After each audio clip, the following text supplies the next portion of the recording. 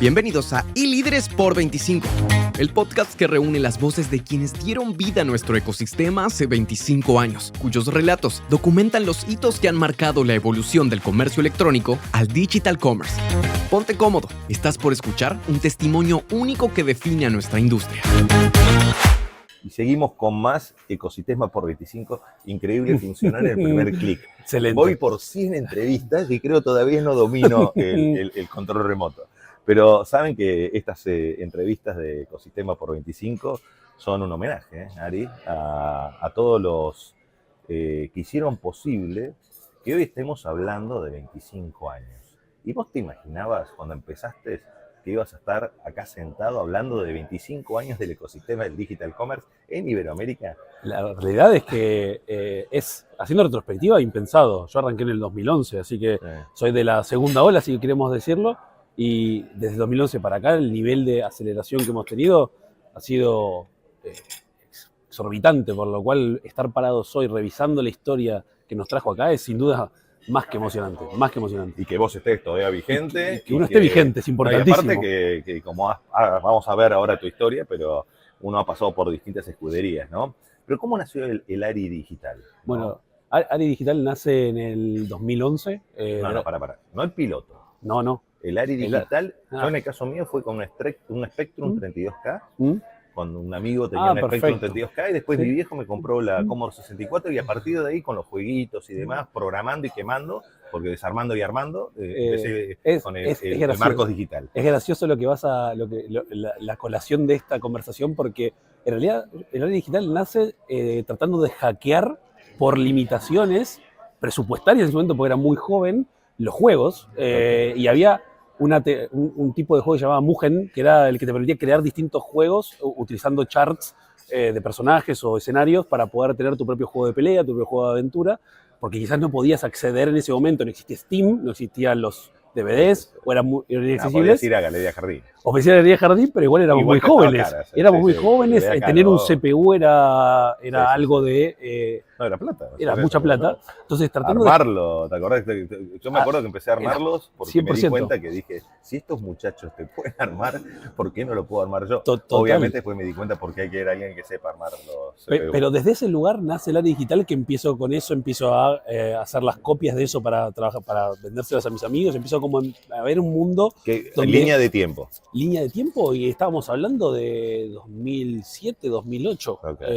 Entonces, desde ese lugar ya tenía 20 años. Entonces, esa fue mi primera conexión con profundizar cómo funcionaba lo técnico, cómo funcionaba el soft, entenderlo y adaptarlo para lo que a mí me gustaba, que era justamente el Mugen, era la forma de que yo pudiese adaptar de una manera distinta algo que era súper reversionado como un juego de peleas en 2D, que estaba en un arcade, pero que tenías que en ese momento ir a pagar con una tarjeta, con una ficha para disfrutar. Es divertido porque cuando podés analizar, muchos empezamos por el mismo camino, ¿no? Que fue el camino lúdico, si querés, 100%. De entretenimiento, y que después por meter mano empezamos a decir, pucha, se pueden hacer otras cosas. Y siempre enganchándolo con la parte de emprendimiento, ¿no? Porque 100%. Uno era como si fuera el traductor de todos los demás que querían ingresar. Sí, y vimos un poco, creo, orgánicamente esa oportunidad de rentabilizar algo que nos fuimos perfeccionando, y ahí creo que es donde radica el quid de la cuestión, porque estamos en una época incluso donde la información no era la que está hoy, que está extremadamente a la mano de nosotros, sino que eran los foros, eran los usuarios que era muy colaborativo, ahora extremadamente colaborativo. Y ahí vamos a entrar en algo que después podemos hacer una analogía, que fue porque uno hacía colaborativo el conocimiento, hacía colaborativo el acceso a lo que es software, pero hacía colaborativo también el acceso a lo que es hardware. Porque o te ibas a la casa que alguien tenía, o te ibas a un cibercafé. Que los cibercafés después vinieron, y entre comillas eran, no te digo que caros, porque después se comoditizó, ¿sí? Y se hizo más accesible. Pero ahí empezó a haber como los principios de la economía colaborativa, ¿no? Empezar 100%. A compartir recursos, sí, que después se trasladó para un montón de otras cosas. Pensá que es la época en la cual los modelos de compartir vía P2P estaban en su auge, desde Ares o Rapichero, Megaupload, Nasper antes. Entonces uno piensa era el momento en el cual la gente estaba dispuesta a entregar su conocimiento y su creación para que otros trabajasen sobre eso. Vamos a llegar ahí, porque no sé si están dispuestos. Quizás tenían. Hubo disparadores. Seguro. Que lo vamos a entrar. Pero antes de eso me tenés que contar cómo llegó el Ari piloto. El Ari piloto. Ari piloto llega en el 2011, empieza a correr su primera sprint en la escudería de Walmart. Siempre estuve fascinado con el mundo del back, de la trastienda, de cómo se mueven las cosas. De los boxes. De los boxes, ¿no? Cómo se coloca la pieza, cómo se saca, el tiempo que eso tiene. Entonces empecé en el mundo de la operación y la logística en el 2011 en un modelo de retail tradicional, como lo era Walmart, que estaba empezando en sus primeros pasos en el mundo del comercio electrónico, cuando todavía... Eso estamos hablando en Argentina. En Argentina. En Argentina, porque en Estados Unidos ya venía. Sí, ya venía mucho más desarrollado, sin duda, pero en Argentina el modelo de supermercadismo digital era algo totalmente nuevo y obviamente resistido en parte por el consumidor, porque era desconocido y eran productos extremadamente sensibles porque eran bienes de consumo. Entonces, de ese lugar lidiamos con dos temas, la parte tecnológica, pero también, si querés, un consumidor todavía no tan habituado a hacer ese tipo de compras de una verdura, una fruta, un fresco dentro del mundo digital, porque todavía la tienda era, y todavía lo sigue siendo en parte, el espacio de paseo, el espacio de compartir con la familia. Entonces, igual sigue siendo, vamos a hablar sobre eso, pero sigue siendo la tienda la llave, que abre la puerta, activo más importante para que el digital siga creciendo. Sabés que esto es un homenaje, y estos homenajes uno los está haciendo, estoy paseando también es parte de mi tributo hacia Ayrton Senna. Sabés que ahora se cumplieron 30 años de su desaparición en Imola, pero estamos reconociendo en este futuro, como decimos nosotros, el génesis para un futuro digital, que es comprender el pasado para poder entender el presente y poder surfear el futuro. A partir de todas estas entrevistas y todo este trabajo de campo que venimos haciendo, reconociendo a nuestros pilotos, a nuestros Ayrton Senna del Digital Commerce. Así que oficialmente sos el Ayrton Senna de Digital Commerce, porque si no fuera por el trabajo de todos ustedes, no hubiéramos llegado a lo que somos hoy. Y me tenés que contar en estos 25 años, en este periodo de tiempo que nos transformamos en ecosistema, ¿cuáles fueron los aceleradores, los momentos bisagras que vos, como recién veníamos hablando, de repente hubo ciertas personas que a través del open source, a través del software as a service, a través de todo lo que fue la nube, empezaron a crear la posibilidad para que otros pudieran desarrollar, darle espacios, plataformas, que a partir de esas plataformas realmente pudimos hacer lo que somos hoy, porque si no hubiera sido imposible si se seguía con esos modelos, si querés, monolíticos, pero también como monolíticos a nivel de estructura, a nivel de tecnología y a nivel de negocio también, ¿no? ¿Cuáles fueron para vos los tres? Mira, creo que en principio, tecnológicamente hablando, el hecho de poder empezar a trabajar en modelos, como bien lo dijiste vos, de software as a service. Ponételo así, ahí se ve bien. Dale. Recordá que cuando tus nietos digan, el Ayrton Senna, el abuelo, tus bisnietos digan que era el chosno, que era el chosno, el Ayrton Senna del Digital Commerce. Ahí te van a entender. Ahí me van a entender. Sí. Yo creo que el primer momento que destaco siempre es el momento en el cual empezamos a trabajar bajo un esquema de software as a service en el mundo de la operación y de la logística que nos permitía escalabilidad. Creo que uno de los grandes problemas... Está bien, el software as a service. Software as a service, y no sé si estás de acuerdo, del open source, porque fue como se fuera... Y el open source, sí. Fue un cambio de mentalidad. Salí del CAPEX al OPEX y que vos puedas tocar 100%. Y que tengas una base sobre la cual puedas trabajar, ¿no? 100%. Y que vos, sobre todo, puedas variabilizar algunas líneas que históricamente estaban enquistadas en el P&L y no las podías soportar en el tiempo si te costaba lograr volumen, y la discusión era cómo nosotros lográbamos licuar eso en el menor tiempo posible por el peso que tenía el costo del e-commerce dentro del P&L. Ahí lo que estaba hablando Ari es, tenías el concepto de CAPEX y OPEX. Entonces el CAPEX era muy pesado, no lo podías amortizar. Tengan en cuenta que hasta el día de hoy se sigue amortizando a 5 años las inversiones de infraestructura, de tecnología, de licencia. Y tenés, pero un tema más importante, o si querés, tan importante como el tema de CAPEX, era el tiempo. Sin Porque duda. aparte, antes vos decías, bueno, implemento una base de datos, implemento un RP, implemento una plataforma y en 5 años la vuelvo. ¿Te acuerdas que una de las versiones era, esto funciona con la versión 2018, la 1.2? Sí. Y después si querías migrar a la 1.3, tenías que hacer todo de vuelta. Todo de vuelta. Sí, que era lo que nos pasaba con nuestra plataforma anterior, incluso en Walmart, cuando estábamos sobre Commerce Server 2001 y estábamos parados en el 2011. Sí. Entonces digo, cuando pasamos un modelo que nos permitía escalar y obviamente acelerar el time to market, que era prioritario para nosotros, pensá que en 6 meses nosotros dimos vuelta como Walmart nuestra suite tecnológica en el mundo de plataforma y en el mundo operacional, a través de cambiar esa mentalidad monolítica, si querés poner esa palabra, y poder cambiar esta ecuación de CAPEX to OPEX para hacer, y lo decíamos mucho como nuestra propuesta de valor, asset light, porque queríamos ser livianos en activos para poder empezar a trabajar con un modelo mucho más variable y que pudiese acompañar el crecimiento que tengamos en el e-commerce para poder hacer el P&L sostenible en el tiempo de cara también a los stakeholders y a los shareholders. Teniendo en cuenta que la participación del e-commerce en ese momento, en la penetración, más en grocery, porque ya en esa época fue la época del despegue 100%. de ciertas categorías, porque ahí empezaron a estar los eventos masivos de conveniencia, exacto, pero que apalancaban categorías tradicionales, que eran la de Electro, Home & Decor, línea ropa, blanca, línea marrón. Línea blanca, por eso. El mundo del grocery, que tiene la recurrencia que los retailers necesitan, todavía estaba subdesarrollado. Estamos hablando de que el share estaba en el 1% y a veces bajando de ese piso. Entonces era muy difícil sostener eso cuando el 99% de la tienda. Explica por qué, porque mucha gente no entiende por qué era difícil eso. Porque era difícil, bueno, el mundo del supermercadismo tiene varios desafíos que hacen que el cliente tenga un poco más de reticencia respecto de industrias más maduras como Electro. Dejemos de lado el cliente. Suponete que el cliente quiere comprar. Sí.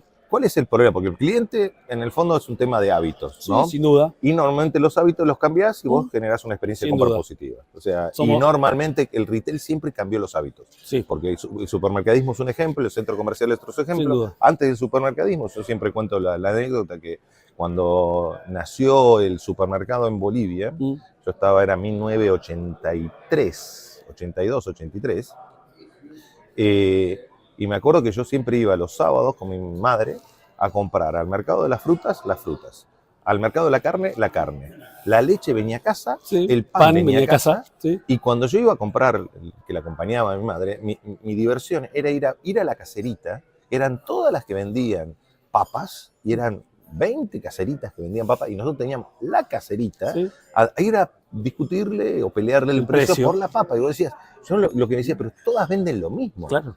Era una forma, o sea, vos encontrabas y trabajabas porque era una forma de el consumidor o la cadena de valor al consumidor se abastecía. De repente, me acuerdo que en un almuerzo, estábamos todos en una familia grande, somos 7, hablando, los padres, porque en esa época, viste, los que hablaban eran los padres y los hijos podíamos de vez en cuando decir algo. Y estaban hablando sobre el supermercado Fidalga, en Calacoto, en la zona sur, que habían abierto un supermercado Fidalga, que era espectacular, que esto, aquello, y la pregunta era, ¿quién va a ir a un supermercado? Porque aparte es más caro, la percepción, el precio era más caro, está todo limpio, está todo impecable, y vos no estás acostumbrado, vas al mercado y era un desastre. Claro. Un desastre. Te habías acostumbrado a eso. Entonces, esos cambios los fue haciendo la oferta, pero hay un tema detrás, que hay que abastecer, hay que soportar, porque vos ahí en el supermercado te autogestionás. Sí. En cambio, en el online alguien tiene que hacer esa gestión. Exacto. Y en parte creo que te lo puedo resumir en 2 cuestiones. La primera es calidad y la segunda es servicio. Calidad, ¿por qué? Porque todos los productos perecibles que el cliente necesita ver, tocar o incluso saber cuándo vencen, era algo que la barrera que tenía el digital era no poder conocer efectivamente cuándo vencía o si la calidad de esa fruta o verdura iba a ser la que ese cliente consideraba. Y la segunda es el servicio, que es la completitud o el fill rate del carrito para asegurarme que lo que compré para el evento lo voy a tener y a la vez el on time o la velocidad con la que yo pueda disponer de esos productos, en ese momento estaban por detrás de la expectativa del cliente y eso generaba la reticencia a abordar este tipo de compras con la recurrencia que quizás hoy sí tienen. Y quizás el e-commerce en un principio se empezó a derivar hacia productos pesados, más incómodos, como bebidas, alimentos para mascotas, y empezaste luego a llevar esa madurez desde la oferta que nosotros dábamos como retailers para que ese cliente pudiese empezar a jugarse a categorías que eran un poco más sensibles para el consumo diario, como una leche. Pero todo se resume ahora, porque no sé si estás de acuerdo, pero hoy si te sentás 2024, después todo el agua que pasó por debajo del puente, si antes hablabas de location, hoy es fulfillment y operación, fulfillment y operación. Ni siquiera te pongo logística, ¿no? Te pongo fulfillment y operación. 100%. Porque la logística está dentro de esa operación. 100%. O sea, a ver, la logística y la operación es lo que cierra con broche de oro, paréntesis o no, todo lo que se prometió antes. Vos podés tener un muy buen flujo de navegación, un muy buen search, un muy buen checkout. Sí, un muy buen funnel de conversión. Funnel, sí, pero después hay un funnel operacional. Aparte del funnel tradicional que entendemos en el mundo de los sitios y que está súper analizado. Ahora, el funnel operacional no está tan analizado todavía. Es parte quizás de la deuda pendiente que tenemos para seguir profundizando la penetración del e-commerce, sobre todo en el segmento de CPGs. Y ese sería el primer momento. ¿Cuál sería para vos el segundo momento? Bueno, creo que el segundo momento, y tengo que elegirlo por políticamente correcto, creo que es la llegada de los eventos masivos al mundo de... No, pero te lo saco ese. Evento masivo de conveniencia te saco, sí. Te voy a ir, como digo, no, no. Este sí, tenés razón, pero no vamos a profundizar en otro. No, voy a elegir un momento que para mí disrompió el mundo de CPGs en particular, que es la llegada, o por factor exógeno a partir de la irrupción de jugadores nuevos en el mercado, que convirtieron o reconvirtieron el retail desde la propuesta de valor de una propuesta hacia una propuesta de quick commerce o de velocidad. Está bien, pero eso ahí vas a meter, porque tenemos, yo te diría, las super apps, está bien, que serían las que pero antes de las super apps tenías las cuponeras, está bien, y después tuviste en el medio, o si querés, acelerados, fueron los marketplaces. Entonces, acá vos lo pondrías primero con las super apps. Si querés que lo haga cronológico, sí, lo pondría primero al mundo de Marketplace y luego al mundo de las super apps orientadas a Quick Commerce. Okay. En cronología. Porque el Marketplace lo que te dio fue apalancamiento sobre el tráfico y un ecosistema de soluciones en payments, logística, etcétera, que cubrían los gaps que el retailer tenía. A nosotros, de hecho, nos pasó. Pero el mundo de que te decía yo de las super apps y el mundo orientado al Quick Commerce fue el que hizo que nos empezamos a preguntar ¿por qué estábamos teniendo lead times de 48 horas o 24 horas y llegó un jugador y dijo, a partir de ahora pongo la mercadería más cerca del consumidor porque el hábito de consumo va a cambiar, porque el size del carro se va a reducir y empiezo a hacer entregas en 1 hora, 45 minutos, 30 minutos y empezaron a ecualizar también esa velocidad en pos del cliente. Línea del tiempo. Línea del tiempo. Línea de tiempo, ¿cuándo fue eso? ¿Cuándo fue para vos que fue, ahí empezaste a decir, las super apps empezaron a jugar el partido? Empezaron a jugar el partido en el 2017-2018. ¿Cuándo nació Mercado Envíos, te acordás?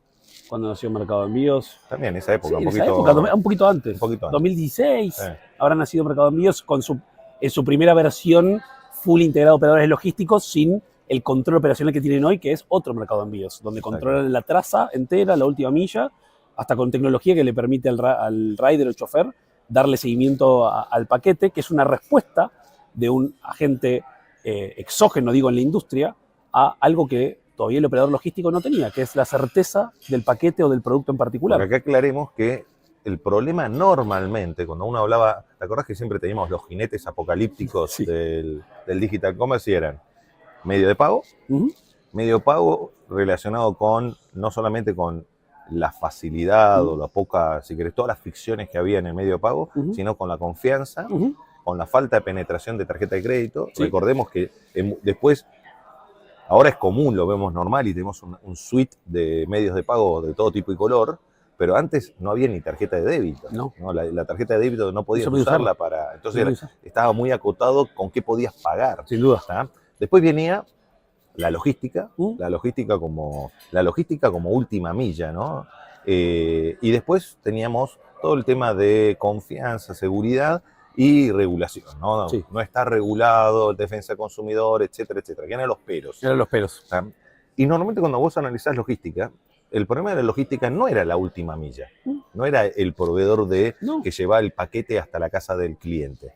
Que después hablaremos del tema del costo, de eso, quién lo paga. Sí. Pero era un problema más de fulfillment, ¿no? De CLA de expedición. Sí.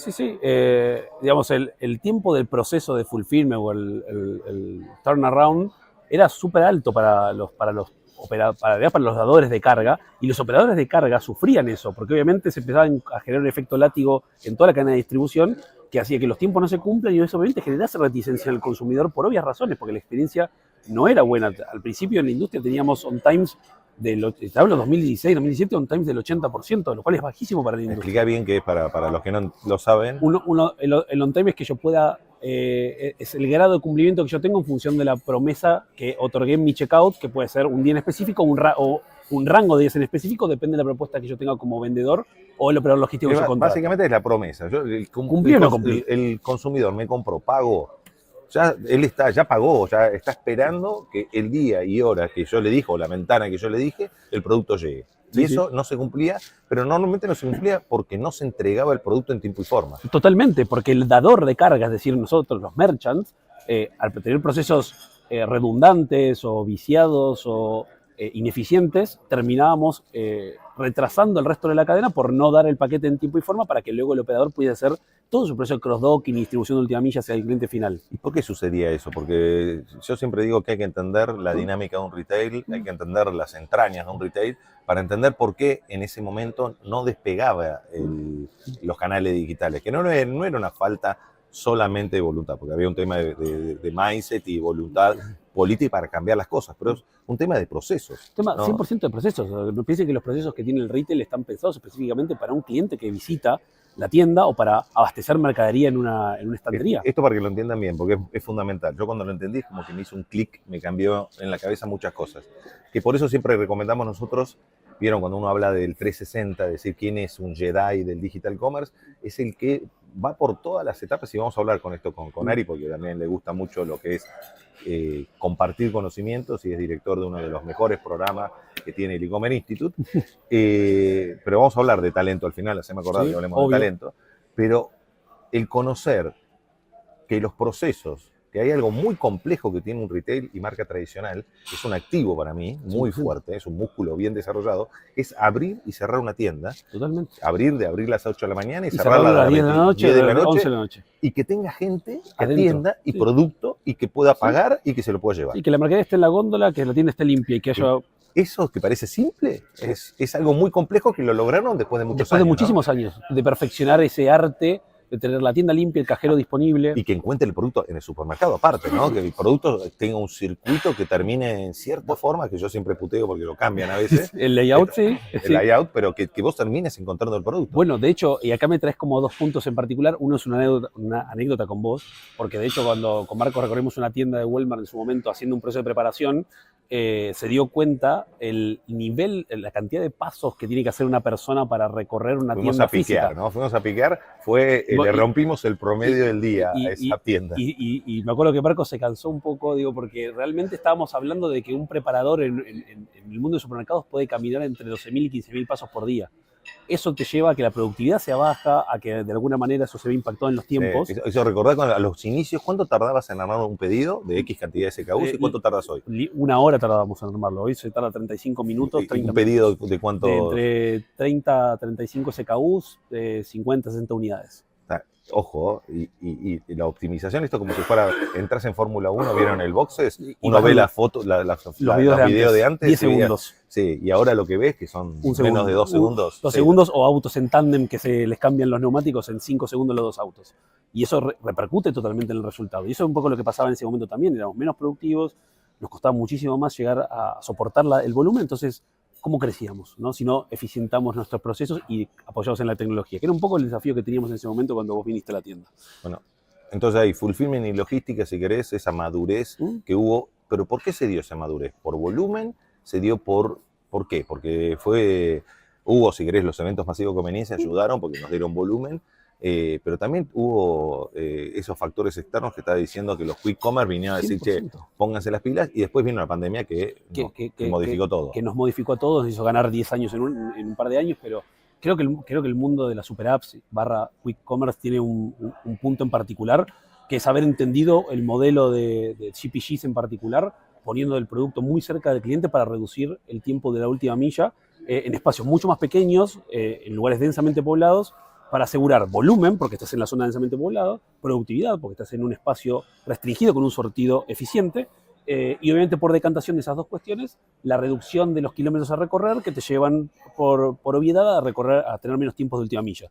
Y con eso el cliente encontró un nuevo tipo de servicio que hizo que se volcara hacia un modelo de compra en función de la su necesidad de consumo en ese día o en esa semana en particular, pasando o saliendo de un modelo de la compra mensual o la compra quincenal. Y tengamos en cuenta que esto empezó, antes de entrar en lo que fue, si querés, productos de consumo, empezó con el delivery de comida, ¿no? 100%. Que eso es lo que le dio credibilidad Sí. a algo que ya existía, porque en el fondo, si te pones a pensar, yo me acuerdo, esta es otra anécdota, que la primera vez que pedí por una pizza por teléfono, casi me echaron de casa, mejor dicho, me echaron de casa. Entonces mi madre pensaba que yo lo hacía de cómodo. Me decía, anda a comprar la pizza, yo tenía que ir a comprar, esperarla y volver. Y me volví, las veces que lo hacíamos periódicamente, una familia numerosa, lo hacíamos periódicamente, comer pizza, me volví con un imán, que tenía un teléfono. Entonces yo dije, puedo llamar por teléfono, claro. Es la misma pizza, el mismo lugar, claro. Y no tengo que ir hasta allá. O sea, no tengo que esperar y me la traen.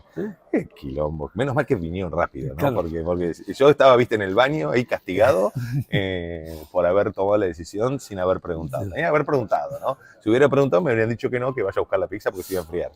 Y cuando llegó la pizza caliente me dijeron, sorpresa. Hay algo nuevo. Hay algo nuevo. Eso, cuando vos lo hacías con 2 clics, porque lo que tuvo de bueno las super apps es que eliminaron todas las fricciones. Totalmente. Y eso trajo credibilidad.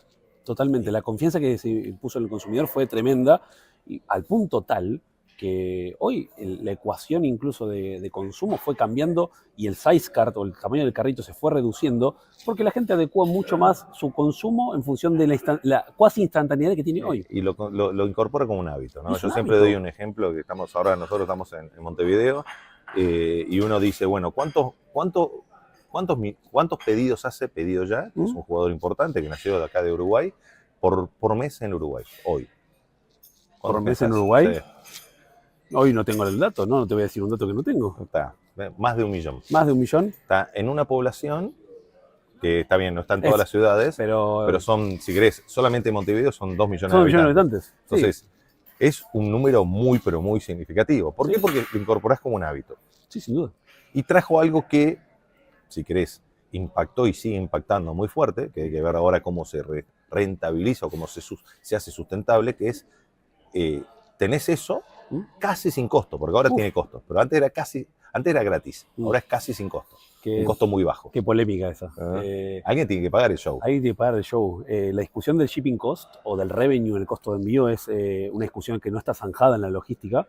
Hay voces que están de un lado y del otro, pero la realidad... El free shipping es un camino sin retorno. Es un camino sin retorno porque, bueno, y en parte es la autocrítica hacia la industria nosotros mismos, también fueron políticas que estaban relacionadas a bajar la barrera para que el cliente se anime, pero luego no supimos cuándo volver. Es como las cuotas y las promociones. 100%. ¿No? Entonces todavía hoy nadie necesariamente quiere tomar el volante para volver hacia un modelo que sea sustentable en términos de shipping. Y explica por qué. Porque el peso en el porcentaje, en el P&L, ¿cuánto pesa en un pedido de supermercado? ¿Cuánto pesa el costo de last mile? Más o menos entre el 8 y 10%. Entonces, los costos operacionales en líneas generales oscilan entre el 15 y 16% en el mundo de CPGs, sí. Y 8%, la mitad de eso se convierte en el last mile, y el otro 8% puede ser el costo de fulfillment para la preparación y otras líneas relacionadas a personal. Y eso en un pedido que promedio vamos a ponerle $80. $80 sí. Es muchísima plata. Y la rentabilidad de eso, ¿cuánto es la línea final de ese pedido? De ese pedido puede ser un margen de 25%. Después de impuestos, digo, porque acuérdense que son $80 brutos, hay que restar impuestos, luego un margen de 25 puntos, y ya te comiste 16 de operación y la operación y logística. Y además tenés otros costos, ¿no? De amortizaciones, tenés otras cuestiones que hacen que tu línea sea muy fina. Estás hablando de, con suerte, 2-3 puntos de EBITDA positivos, sí, estás haciendo las cosas bien y tenés el volumen para. Por eso es tan importante entender el P&L de una operación. Y bueno, y tercero, ¿cuál es tu tercer momentum? Bueno, mi tercer momento, si tengo que pensarlo en el día de hoy, es la robotización en el mundo de CPGs. Okay. O sea, creo que hoy incluso vemos ejemplos... ¿Le podríamos poner fulfillment o qué? No, le podríamos poner como... Sí, le podríamos poner como... La mejora, porque antes vos tenías, ¿te acordás que...? Sí. Yo me acuerdo que una vez en una visita que hice para la operación, para el Grey Store que tienen ahí en Florida, en Florida Center. Florida Center. Sí. la verdad espectacular, estábamos con Lorenzo, que le mandamos saludos. Lorenzo, muy buena operación, armó. Y él me explicaba que realmente yo lo veía, el volumen que manejan, la cantidad de pickers, cómo atienden a las super apps y demás, y cómo habían hecho la experiencia híbrida, o sea, decir, bueno, mantengo una tienda, pero tengo otra para lo que es los pedidos de canales indirectos. Y yo le decía, pero bueno, ¿pero no tenés volumen para automatizar? Y me decía, mira Marcos, hay tanto para ganar con procesos y la automatización trae dolor de cabeza porque no puedo automatizar todo. Entonces, al no poder automatizar todo, si automatizo una categoría, igual genero un momento que tengo de consolidación, ¿no? Por eso hoy lo que se habla en el mundo de la automatización o siempre trabajamos bajo modelos de person to good, la persona se desplaza hacia el producto, y ahora hablamos más de modelos de good to person, donde el bien se desplaza a la persona y hay una colaboración. Es como tiene hoy Amazon, por eso, es como tiene Amazon, que tiene un modelo híbrido que dice, totalmente, entra en la mercadería, tengo personas, sale en la mercadería, tengo personas, pero en el medio, todo el traslado lo hacen los robots. Porque les voy a decir, el chiste de todo esto es que en modelos de preparación manual o sin automatización, el 60 a 70% del tiempo de esa persona son desplazamientos entre un producto y otro.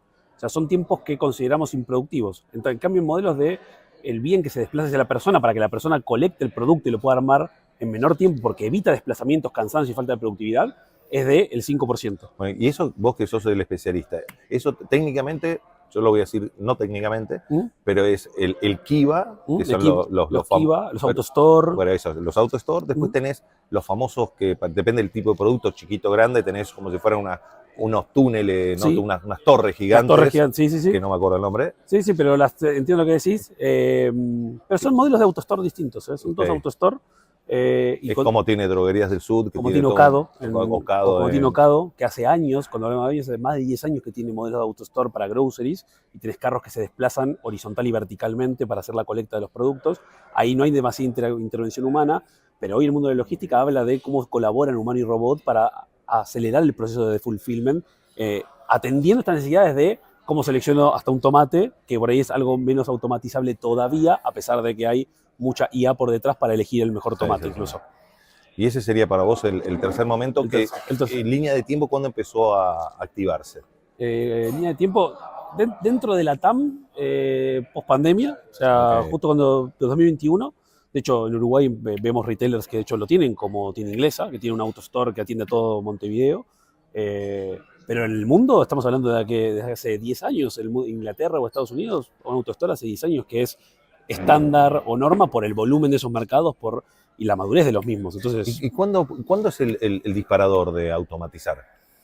Bueno, en CPGs en general hablamos de que pasando los 3.000 pedidos de día por locación, ya tenés que empezar a trabajar en algún modelo de good to person para lograr eficiencia. Antes de eso no te dan los volúmenes y tenés estadios anteriores como Gray Stores o Dark Stores que te permiten o reducir el espacio para la circulación del picker o trabajar en una zona específica para los productos de alta rotación y ganar eficiencia para, obviamente, volvemos al primer punto, no irnos tampoco a un modelo donde tengamos que hacer unas inversiones de CAPEX que no puedan ser luego amortizadas en el tiempo, porque no es menor. Ahí está relacionado con lo que estás diciendo, está el tema del Gray Store y el Dark Store. Explícalo en un tweet, ¿qué es un Gray Store y qué es un Dark Store? Un Gray Store es una zona separada que vive dentro de una tienda, por eso se le dice gris, que tiene un surtido específico, en general alocado a la rotación o la altísima rotación, que luego el picker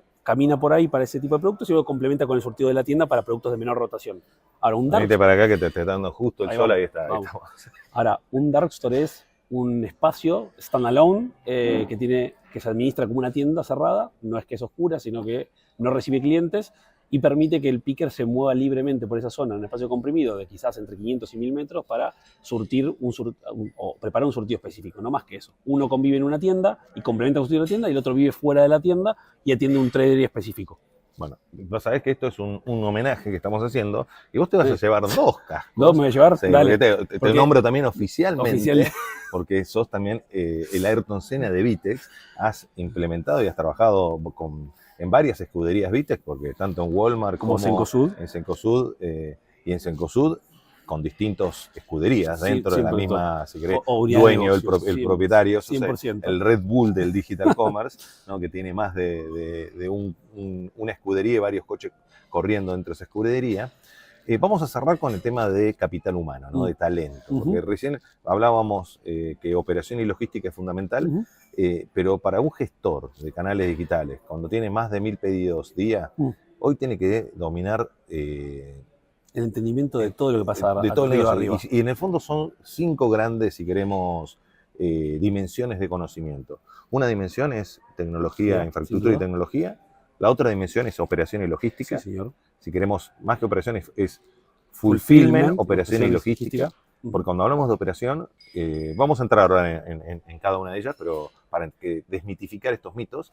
La otra es el tema de marketing, si queremos, marketing unificado, porque ya no es más que marketing 360. Sí, es unificado, digo, en la marca y cómo funciona el retail a partir de ahí. Y voy a dejar de lado, porque antes lo metía siempre junto, ahora lo meto separado, que es todo el tema de merchandising y ventas, o sea, la parte comercial, antes la metía junto con marketing, pero tiene que ser separada. Y después tenés todo un área de finanzas y accounting, o sea, de poder conocer exactamente cómo ese modelo de atribuciones, aplicar un centro de costos y manejar el P&L en profundidad. Infraestructura y tecnología es entender el TCO, ¿no? El Total Cost Ownership, y poder administrar esto que es un mundo, pero que básicamente se basa en arquitectura, una arquitectura tecnológica que soporte todo esto, 100%. La arquitectura de negocios. Después tenés, vamos a ir a dejar fulfillment, operación y logística para el final. Después tenés marketing unificado, que sería el marketing 360, on y off, que tiene que trabajar para que el cliente vuelva, no importa por el punto de venta y punto de contacto que vaya a comprar o con lo cual va a relacionarse con nosotros. 100%. Merchandising y comercial vendría a ser todo lo que yo necesito para poder darle una experiencia personalizada. Desde la oferta. Desde la oferta y con precio dinámico, con todo lo que haga que le permita, en el caso de ustedes, tener recurrencia, en lo que es grocery y tener recurrencia. Y en finanzas y la parte de contable es poder que esto cierre los números y que tenga un P&L sustentable. ¿Qué metes acá adentro? En fulfillment, operación y logística. ¿Qué meto ahí adentro? Meto, después del sourcing, en realidad, todo el proceso de... ¿El sourcing no lo metes? No, ¿comercial? Es comercial. Es planning comercial, eso es planning comercial. Pero una vez que el sourcing sucede, es el almacenamiento de esa mercadería, o sea, la recepción, el receiving y almacenamiento de esa mercadería, con el control de calidad que eso tiene, la preparación de esa mercadería, obviamente dentro del almacenamiento digo el layout o la distribución como tiene que estar para que sea eficiente, la preparación de esa mercadería, el empaque de esa mercadería, la distribución de esa mercadería dentro de la red logística que uno tenga o subcontrate, con sus modelos de entrega de delivery o última milla o puntos de colecta, que no es parte como de la ecuación también. La logística inversa, atada a que industrias tendrán más o menos. Grocery tiene una tasa de evolución menor al 2%, pero Moda tiene una tasa de evolución arriba del 20%. Depende de la industria que estemos parados, o será más importante o menos importante. Y toda la gestión de postventa después, porque la postventa, más allá de la devolución logística, la gestión de postventa con fuerza, que tiene que entender qué es lo que pasa para poder asistir al cliente cuando tiene un inconveniente con su compra, es parte de esa ecuación que hace al proceso de entrega y post-compra, si quieren, o post-click. Bueno, yo a eso le sumo, que es alguna visión nueva, si quieren, más que nueva, es una visión más integradora. Operación es también manejar todo lo demás. Sin duda. Porque vos tenés, o sea, vos lo veías encasillado, lo que es fulfillment, operación y logística, en lo que es el manejo del producto o servicio. No nos olvidemos que el servicio también tiene operación, logística y tiene fulfillment, ¿no? O sea, un Netflix o lo que sea, una empresa de capacitación tiene que hacer llegar el producto, la capacitación en tiempo y forma, ya sea sincrónica, a ese consumidor. Pero también hay una operación de todo esto. Todo esto alguien lo tiene que operar, lo tiene que gestionar. Hay una continuidad operacional ahí, definitivamente. Entonces, eso para mí entra dentro de operación. Y por eso hoy es tan importante como la locación. Sin duda, ¿no? sin duda. Para ir ya cerrando y dentro de este homenaje, le preguntamos a todos nuestros Ayrton Senna del Digital Commerce, si tuviera que definir estos 25 años en una frase que le salga de las entrañas, del estómago, del corazón, ¿cómo lo definirías? Que creo que estos 25 años fueron solo la punta del iceberg. Todavía no vimos todo lo que está por llegar. Así que yo lo diría, esto lo que vimos fue la punta del iceberg nada más. El futuro es prometedor y a la vez incierto. Yo creo que tiene cierta certeza. Tiene cierta certeza. Estos 25 años nos dieron buenas prácticas. Sin duda. O sea, nos marca un camino. Sin duda. Yo creo que va a ser, coincido que si nosotros vimos aceleración, vimos muchos cambios en estos últimos 25 años, lo que se viene es mucho más acelerado. Sin duda. Pero ya hay un ejercicio, si querés, de resiliencia, de disciplina, de consistencia, de constancia, de espíritu, de ecosistema, ¿no? Y de entender el estado líquido del ecosistema, porque este ecosistema vive en estado líquido. Me gusta el concepto de estado líquido, explica el estado líquido. No, pues este ecosistema vive en estado líquido, nunca, no se queda quieto, congelado dije la punta del iceberg, pero no se queda congelado, inmóvil, sino que sufre todo el tiempo modificaciones, cambios de forma, cambios de estado. Entonces, desde ese lugar nosotros tenemos que entender que el nivel de aceleración que trae la tecnología va a hacer que tengamos que adaptarnos todo el tiempo y cambiar de forma, como cambia de forma un vaso, al agua cuando lo pongo en un vaso versus cuando lo pongo en una botella de agua, y su forma cambia. Nosotros tenemos que ser iguales como profesionales, porque si no, obviamente el riesgo de quedarnos por detrás y ser followers, slow followers, es muy alto para nosotros. Bueno, ese concepto es de ecosistema líquido, viene muy de la mano con un concepto que venimos desarrollando que es desaprender para aprender, ¿no? Totalmente. Porque uno tiene que estar desaprendiendo y aprendiendo nuevamente, porque siempre van cambiando las olas que vienen y uno tiene que estar surfeándolas. 100%. Bueno, Ari, nuevamente, gracias señor, por acompañarnos. No, es la verdad que un viaje muy interesante el que hemos hecho en conjunto. Y si cumplimos 25 años como ecosistema es gracias a personas como vos que son esos Sancho Panza y Quijotes, peleando contra los molinos contra de nuestros remolinos, ¿no?, de viento, que lo hemos superado. Pero lo más importante es que hemos trabajado en conjunto para poder hacerlo posible y que vamos a seguir trabajando para tener esa sustentabilidad con rentabilidad que necesita todo nuestro ecosistema. Sin duda. Y seguimos con más Ecosistema por 25. Gracias por unirte a iLíderes por 25. Si este contenido te ha gustado, compártelo para que más personas puedan navegar el origen de nuestro digital commerce. No olvides suscribirte para no perderte las próximas conversaciones con los líderes que continúan escribiendo la historia de nuestro ecosistema. Hasta la próxima, donde seguiremos explorando, aprendiendo y construyendo el futuro digital juntos en iLíderes por 25.